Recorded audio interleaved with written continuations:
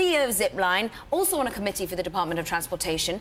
This is a new committee. Is it going to be around for long if it's just been announced by Secretary Fox? Yeah, good question. I mean, we think that the new administration will be just as interested in driving innovation in the U.S. as the previous one. So I'm pretty excited about the future for drones in the U.S. And when it comes to drones in the US, you've already been deploying in Rwanda. What are the lessons that you've learned? I mean, some phenomenal things that your company does, delivering blood and the like, just in time for doctors in remote places. What are the learnings that you've had to deploy in the US?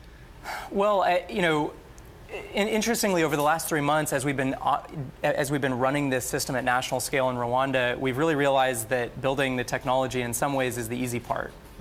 The hard part is designing something that can integrate with a complicated healthcare network, making sure that doctors and nurses know how to receive products via autonomous drones, and then also making sure that people on the ground who are seeing these planes flying overhead know that these planes are making life-saving deliveries.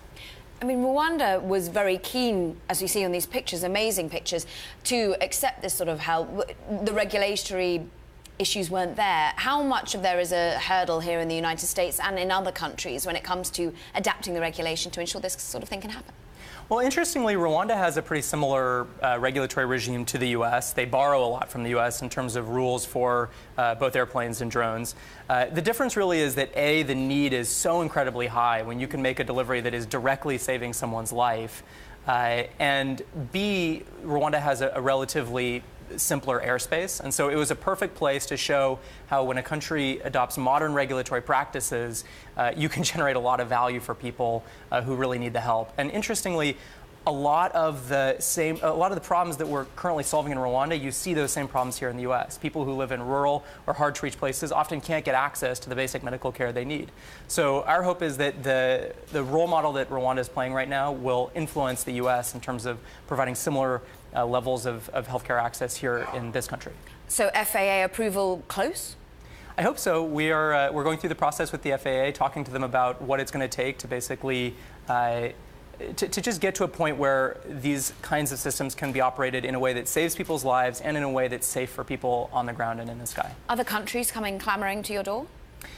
We've been really excited. I think it's amazing that a small country like Rwanda is basically leading the world. They don't have very many resources, but they're basically leading the world in terms of showing how this technology can save lives. And as a result of them showing what's possible, many other countries have come to us, have come to them saying, how can we implement similar systems? So this is really just the start. We're really looking forward to expanding this across the globe, both in places with really challenging infrastructure, as well as places in the U.S. that you might think of as having good infrastructure, but there's still millions of people who don't have access to healthcare when they need it. And would it always remain medical supplies that you deliver? Is this something that you can expand out into other sectors?